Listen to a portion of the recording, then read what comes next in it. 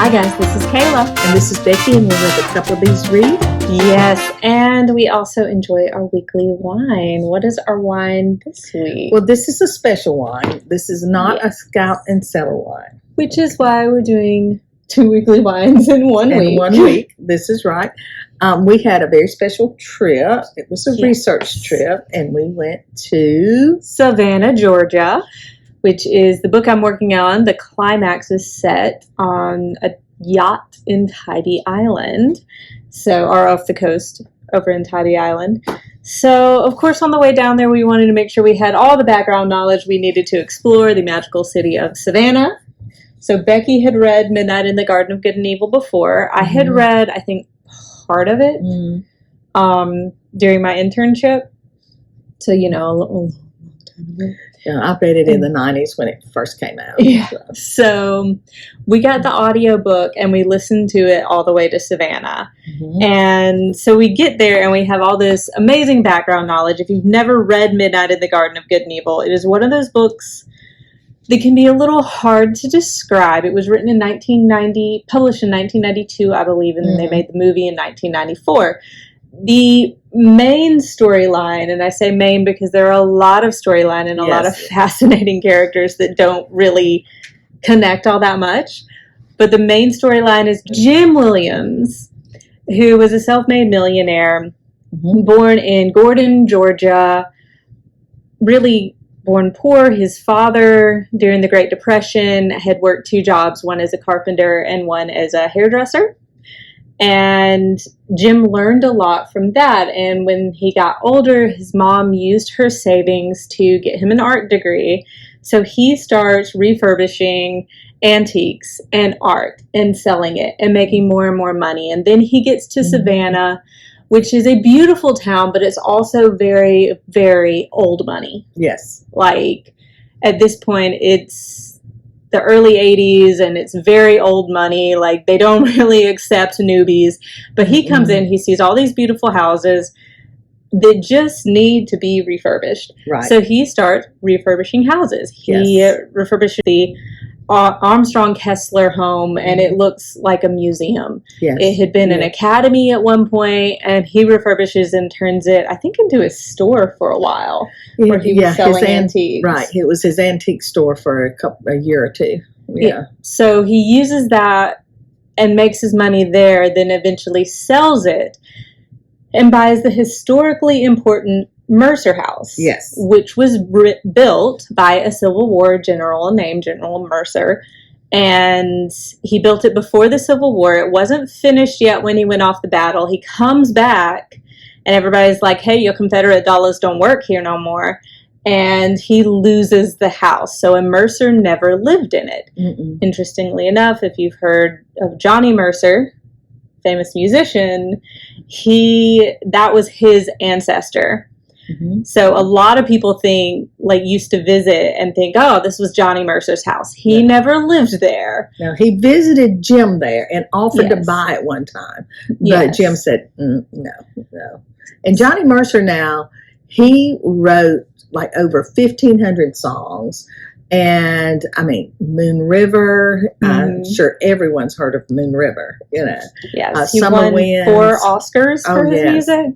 Just, people like Andy Williams, Ella Fitzgerald, all these wonderful singers, they sang his songs. So he was the Savannah's golden son. For the high-class society old money, for this self-made millionaire to come in and buy the Mercer home, everybody was like, very shocked. But this is the big thing about it. I mean, people were coming in, other developers and things, and they were buying up these old homes, and they were tearing them down and putting up hotels or parking lots. And the Preservation Society really got involved. And Jim Williams was one of those who made it his philanthropy to save historic homes and historic places in Savannah. And even though he was an outsider, he started throwing the biggest party of the year.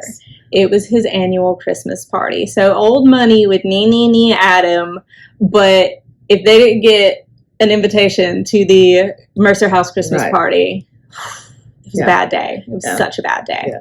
And he is quite a character, and the whole thing stems, for one person. When we toured the Mercer house, the Max, who was the tour guide there, he was so knowledgeable, and for one individual, he ended up saving like 67% of the homes. Jim Mercer did, not Max. Not Max. No, Jim Williams did. Jim Williams of the now Mercer Williams house. Ended up, and Max is the one that told us this, and that was something I hadn't heard.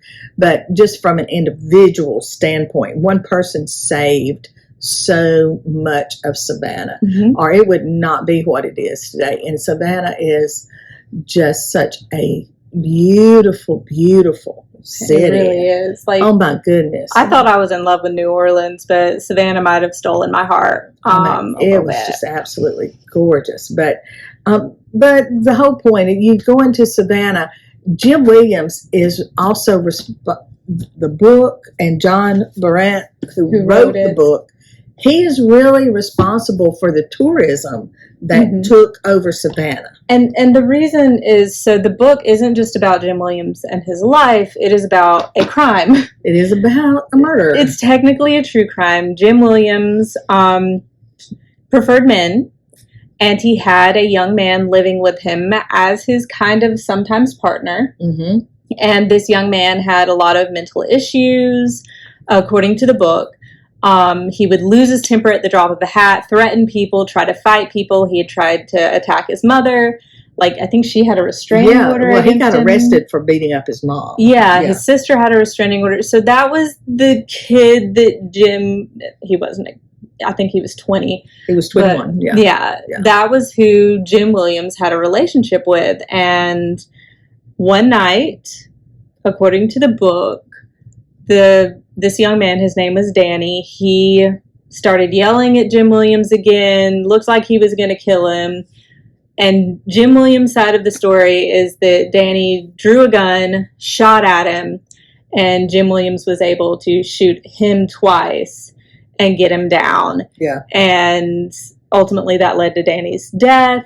And Jim Williams was then tried for murder 4 times in America, which is crazy. Yeah. But there was the DA at the time had some embarrassing cases and was just like, I'm going to try, I'm going to get murder charge, which most law people that look at it now are like, it shouldn't have been murder anyways. It should have been aggravated manslaughter. Right. And the other thing was, he wanted to convict him so bad, he withheld evidence to the defense attorney. And so, the first one got overturned because of that by the state Supreme Court. And then there was a second one and something similar. It was overturned because it turned out he had paid one of the witnesses the DA had. Yeah. And so then the fourth one was a mistrial because it was a hung jury, because there was one individual on there that says, no, I don't think he's guilty of murder. That's not it. And would not change their mind. So it was a mistrial. And then finally, the fourth one, his attorney got it changed to a different location, Augusta, Georgia. And then he was acquitted. And he was acquitted within 45 minutes. Yeah. And the jury was like, oh, we got to sit here for a while longer because, we can't go out with a verdict in 45 minutes. So they just kind of sat in the room for a couple of hours, acting like they were really doing something when they had already made up their mind.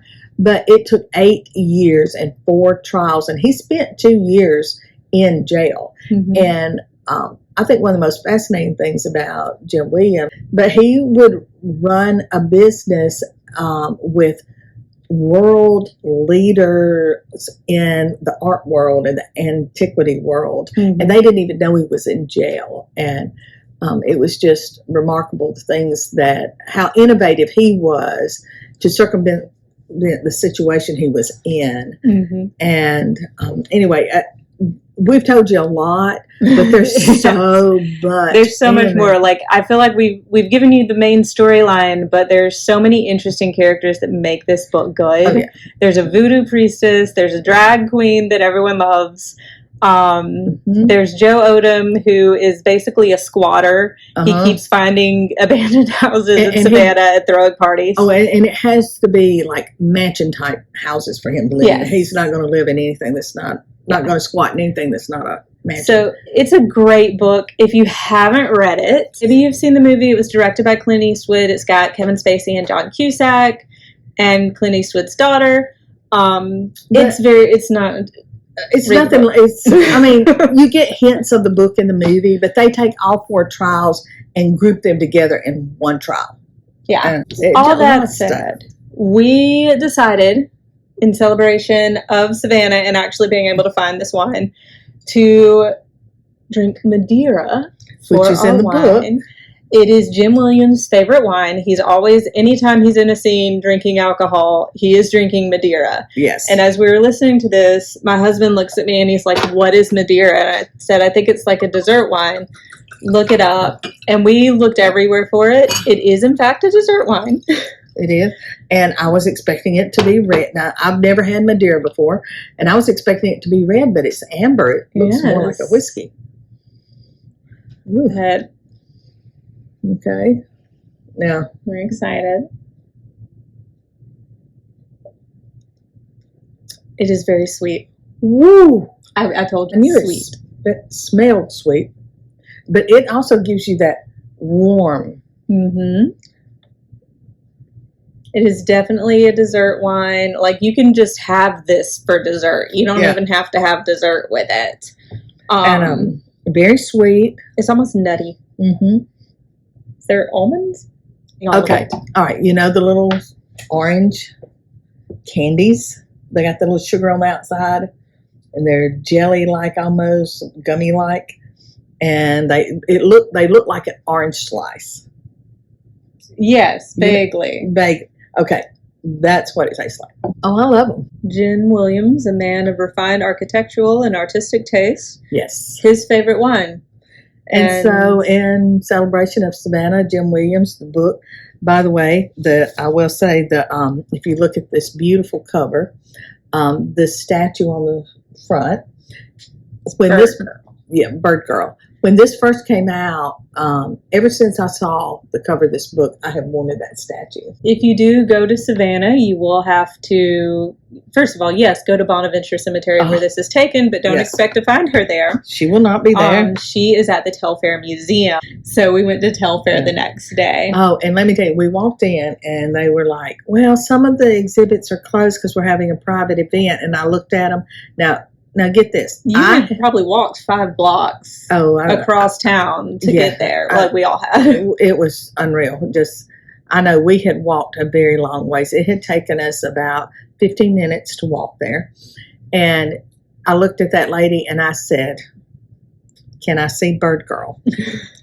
And she looked at me. She said, "Oh, yes, she's open." I said, "Thank goodness." I said, because you were going to see a grown woman sit on the floor and cry if I didn't get to see Bird Girl, because I said, that's why I walked all this way, because I wanted to see the statue in person.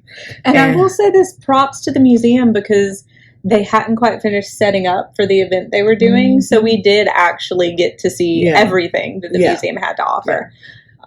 We couldn't take pictures inside that area because they were working, but they did let us step behind the curtain and take a quick peek around, and that was really sweet of them to do that. All of Savannah is beautiful. If you are looking for a vacation that's a little different, that will have something really for the entire family. We didn't take young children because it was a research trip. Yeah, it was a research trip. And we were doing ghost tours and history tours and everything. And they wouldn't really be into all that. And I will tell you, the food was out of this world. Yes.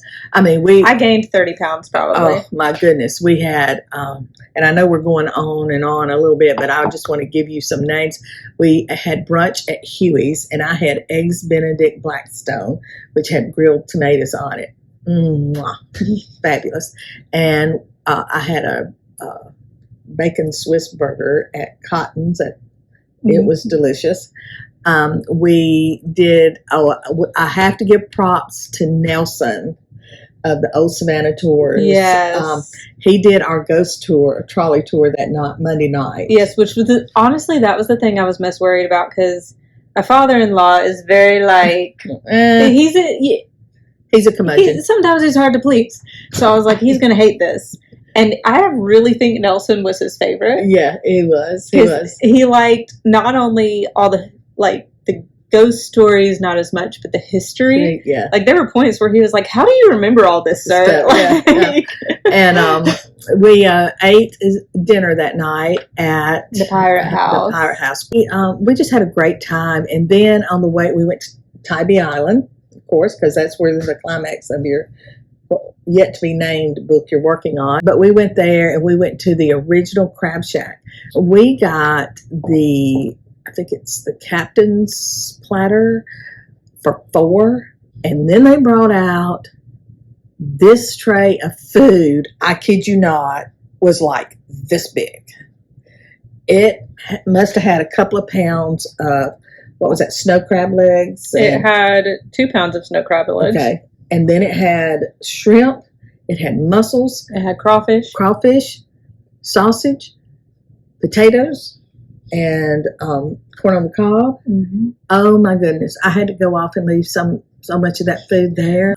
That was Gray Line Tours. Had Max. He was good. He told us all the history of stuff. On the way to Tybee Island, we passed this little place, and I was like, Corleone's. That looks like an old family Italian restaurant. Out there and had lunch. And I am a lasagna nut because that's my favorite Italian food. And their lasagna was out of this world. That was my favorite meal. Our meals were great, but that was my favorite meal in Savannah. Also say that was our most low-cost, affordable meal. Yes, very much better. But $17.90. We went there. It's also haunted. It's haunted, and it has, who was it they said stayed there? Anna. Anna lived upstairs. Is the ghost. And then, what singing star? Miley Cyrus stayed there and apparently live tweeted her whole experience. She stayed in Anna's room, got haunted and creeped out by it. Yeah, because Anna doesn't really like you if you're female. She does like you if you're a male, but and if it's a couple, she plays tricks on you. So, but I think we walked in. We went after we'd been at Tybee Island, and we were just going to have a salad and dessert and kind of keep it light that night because we'd ate so much earlier in the day. And they had a piano player. Music. Oh, it was wonderful, wonderful. We toured so many places. The last one was the Sorrel Weed House. Okay, that was freaky. I do not believe we in got ghosts. Haunted. Yeah. We were sitting in the doctor's office on a sofa, and, I'm just sitting there, and I'm listening to Shannon, who was excellent. Excellent tour guide, yeah. And I'm sitting there, and all of a sudden I go, and I jump, and I look at Kayla like... She gave me a real mean look, guys. It wasn't even my fault. And she has her phone. I sat there. I held my phone. I was holding my phone in my lap. And I had downloaded this app that Shannon had told us to download. And it had this little bar that goes from green to red if it senses ghosts. I'm like, okay. And I'm a big skeptic, so I was like, well, this is silly, but it's going to be fun. And I kid you not, right before this happened, I had it turned toward Becky, and it was all the way on red, and I was like, oh, God, how silly. And then she jumps and glares at me, and I'm like, has the demon got her? Like, what's happening? But really. She was like, did you pull my hair?